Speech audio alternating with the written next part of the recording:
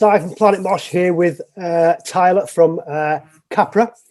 How you doing, dude? Good, man. How are you? Yeah, really good, really good. So good. That's good to hear. Obviously, we're doing this interview to talk about your new album, In Transmission. But first of all, can you just give us a bit of a history of the band Capra? Yeah, sure. So the band started in 2015. I had just gotten out of a 90-day rehab. I struggled with addiction issues most of my life and decided to quit. And Jeremy and I, the drummer, had been playing in a doom band before that. And I knew coming out of this that I wanted to play faster, more aggressive music. I was just tired of playing slow 3-note songs for 15 minutes a piece. So we wanted to write something that really channeled all of the aggression that I felt in my life. Like I wanted that to be my release and my escape. So we started Capra, and it was a little bit different in the beginning. I played bass, and Jeremy, our drummer, was on guitar, and we kind of sounded like at the drive-in a little bit. After that, we had a drummer that quit the night before a show, and Jeremy and I looked at each other and we decided, hey, we're still going to play this show. Jeremy's a born drummer. I'm a born guitar player. So I already knew all the songs, and we just went at it. We played that show, and that was kind of the real birth of Capra, and everybody loved it. And then we went through a couple of bass players. We found Ben Paramore in 2017, and he kind of just really fit our drive and our commitment to the band. And then we parted ways with our main vocalist in late 2017 and found Crow Lotus in the early 2018. So the band was kind of born multiple times. It was born whenever Jeremy and I switched instruments. It was born again when we found Ben, and then it was born for the last time when we found Crow Lotus, who really came in and just put everything that we were looking for in a vocalist on top of our music. It all makes so much sense now. How could I have been so wrong? If you want to survive, you have to die 1,000 times first. The past becomes history. The future is now. Growing pains will turn toward suffering.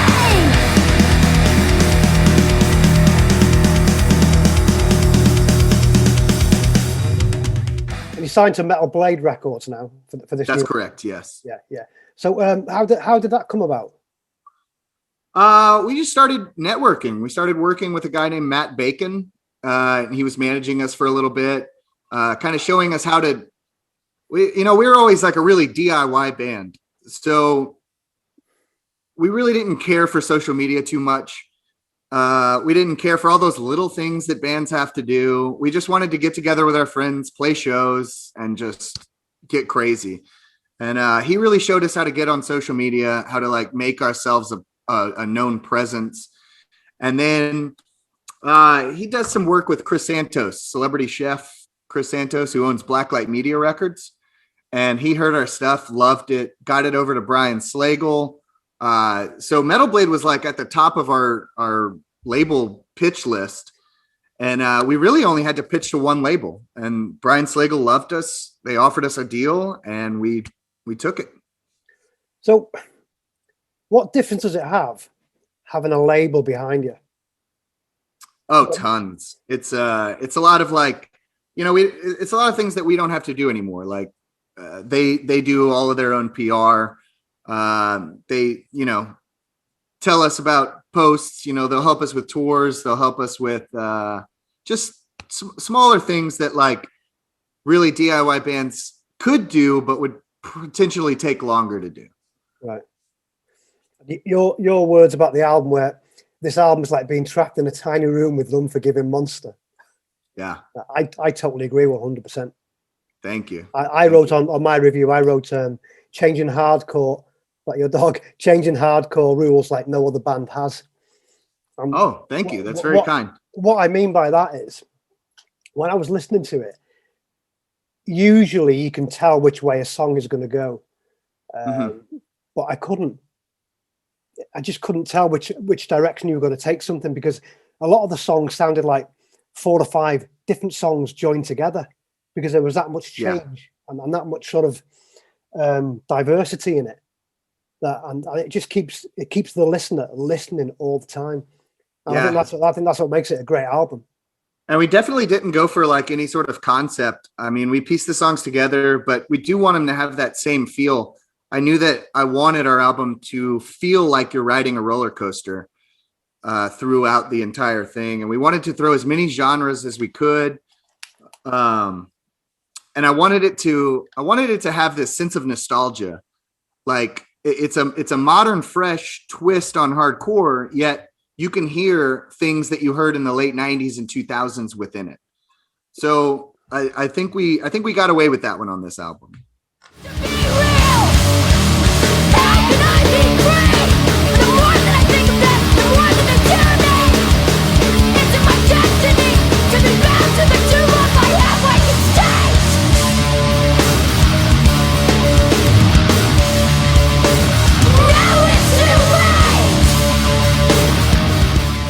When it comes to writing the songs, these technical surprises I was talking about, are they a natural thing, or that comes when you're writing the songs, or are they something that you've thought about and thought, let's do this? This is it's in a way both. The answer is both. A lot of it is natural. I don't like to write a part where you can guess what the next part is going to be. So when I'm piecing together riffs and I'm structuring the songs, I want it to take you by surprise. And I think that can really be shown off in Red Guillotine.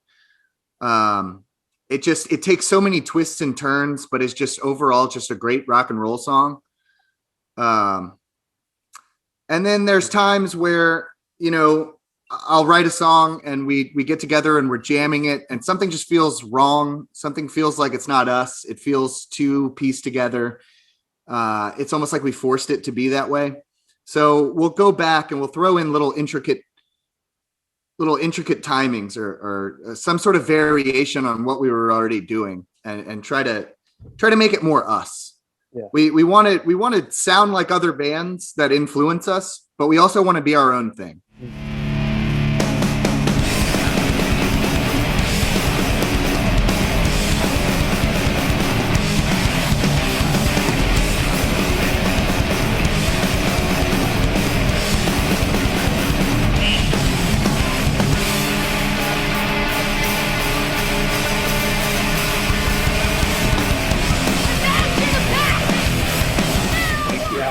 But I think one of the real strong points of the album is there's no time to breathe. No, we wanted to be relentless through and through. It's really just how we feel about life in general. It's like there really is no time to breathe. Yeah, I like that. That's a really cool statement to make. Yeah, but that, to me, that's a real strong point. It's just bang, bang, bang, bang, bang, perfect. Yeah, and you recorded it individually, didn't you? 3 of the songs we recorded, Deadbeat Assailant, Transfiguration, and Mutt, all separately during the quarantine. They were added later to the album just because we had been approached by Metal Blade, and then Metal Blade kind of they went into shutdown. So we had about 3 months. This was probably March of 2020, where we knew that we were going to sign to Metal Blade, and we had sent them an 8-track album. Yeah, 8 tracks, and they loved it. They wanted a little bit more, so we started writing, and we went in and we recorded 3 more songs. And then we had to do that all separately in social distance, which kind of sucks. But they turned out okay. They did. It really did. So is there any message in the album? Does the album are you trying to say something within the tracks? I think there's a ton of messages in the album. I know Crow really feels passionately about a lot of things that she speaks in her lyrics, and I can't really delve into that too much. It's all personal to her, but it's also open for interpretation to others. I think our main message is that if you're struggling with anything in your life, like we've been there, we're with you. And this is kind of like a soundtrack to help you get through whatever it is you're struggling with. Got you. Okay. Video wise, you've released quite a few videos in a short space of time. You've got Medusa, Locust Preacher, Torture Ship, which was on one of my favorite tracks, which was on the 2-track last year, wasn't it? Yes. Yeah. We remixed and mastered both Torture Ship and Paper Tongues and decided to throw them on the album. So when it comes to, I mean, there's sort of stories within these videos, isn't there? Mm-hmm. Who decides what they're going to be? Is it just based on the song and someone goes off and brings some sort of concepts back, or is it your ideas? A lot of it's based off of the lyrics. So for Torture Ship, that was just kind of like, we released the EP because we didn't have any music out with Crow yet. And we wanted people to hear what we were doing currently. We wanted to put, our foot in the door and say like, hey, we're here and we're not messing around. And that's what this is about. Survival. Don't lose sight of that fact. The sin becomes new again. So we released the EP plus a video for Torture Ship. And then came The Locust Preacher, which was the first single off of our album. And that is about Crow struggling with sleep paralysis. She's had it off and on throughout her entire life. And we just wanted to show kind of like a loosely based concept of what that's like. So you can see in the video, the main character, struggling. She goes to sleep. She falls asleep. And then there's this creature in the room and it's like holding her down. She can't move. She can't do anything.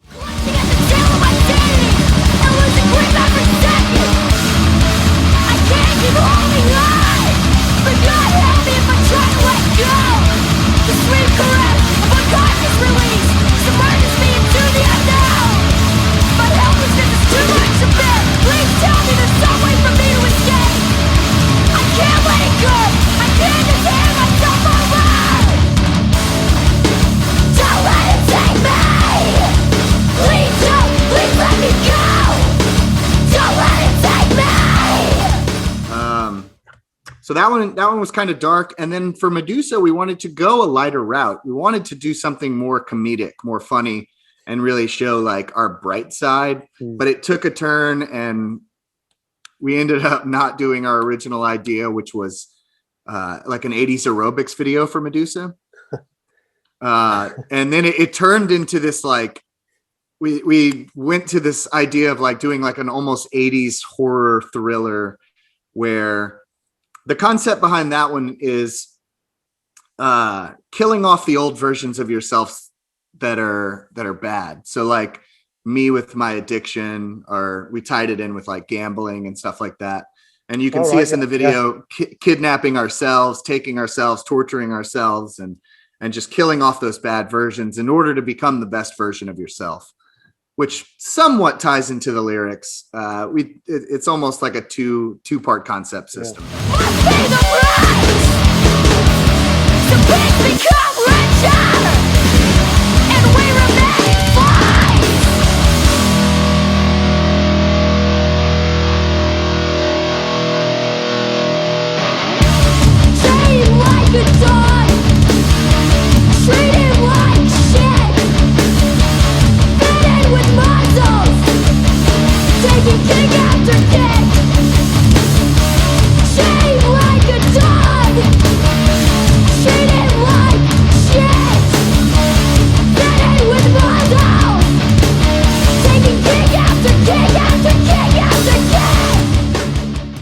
It looks like you're practicing some sort of huge container.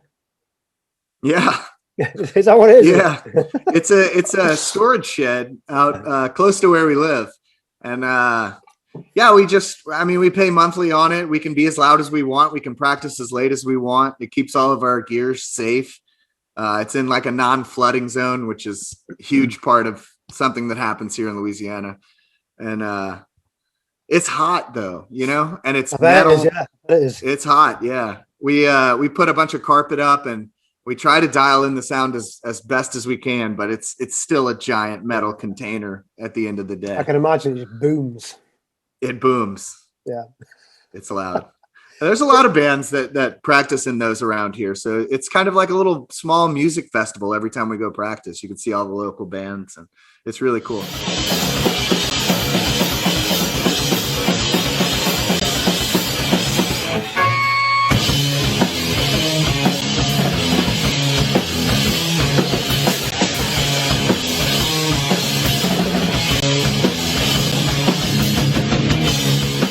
Yeah. So who got you into guitar? Who and what got you into playing guitar? I had a guitar when I was 2 years old, and I would just play it every now and then. I would just strum it, and I didn't really get into it until about 8 or 9. I actually started on bass, and I played bass for a few years, and then I felt, I wanted to be the lead. I wanted to have more strings. I wanted to play with distortion. And listening to early Metallica, I think, is what really got me into it. That's how I knew I wanted to play metal, and I wanted to play loud, fast riffs. And then I would go to local shows. We had a lot of all ages venues. So I would go to these local shows, and I would see the older kids playing and writing music. And I was like, tired of being in the crowd. I remember like sweating in the crowd, being surrounded by people and thinking like, wow, I bet they could like breathe up there. I bet it's less hot. I want to be on stage. I want to be performing. So I think that's what really got me into it.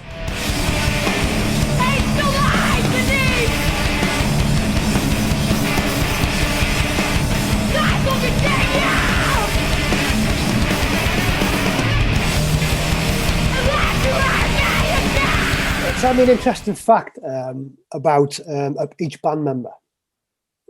An interesting fact. That's tough. Ben's a librarian. Our bass player is a librarian. Really? That is an interesting fact. He plays in this hardcore band, but he has this like really quiet job, which is kind of crazy. I've been waiting for the moment to tell. I don't want to tell the story, but Crow, when she was a kid, collected bees. Really? She collected bees and started this giant bee empire where she would have other people collect bees for her.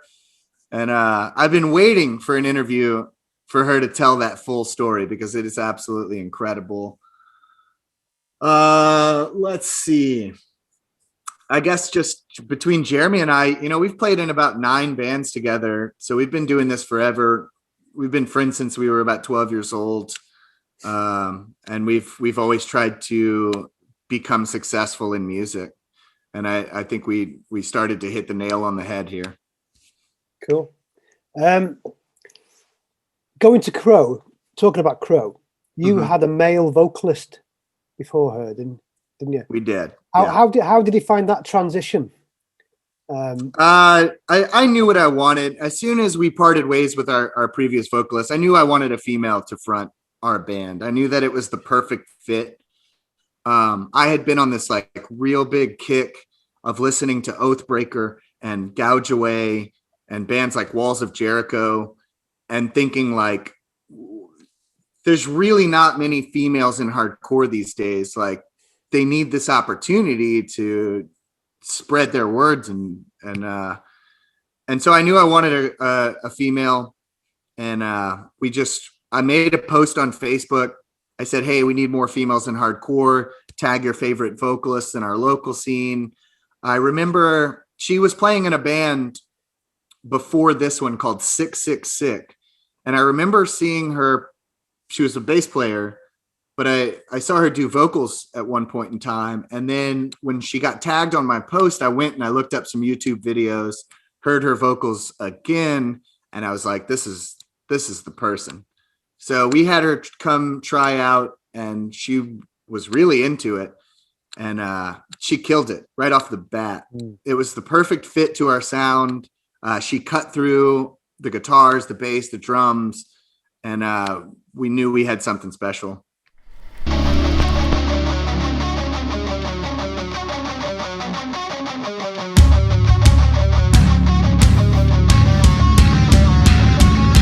Starting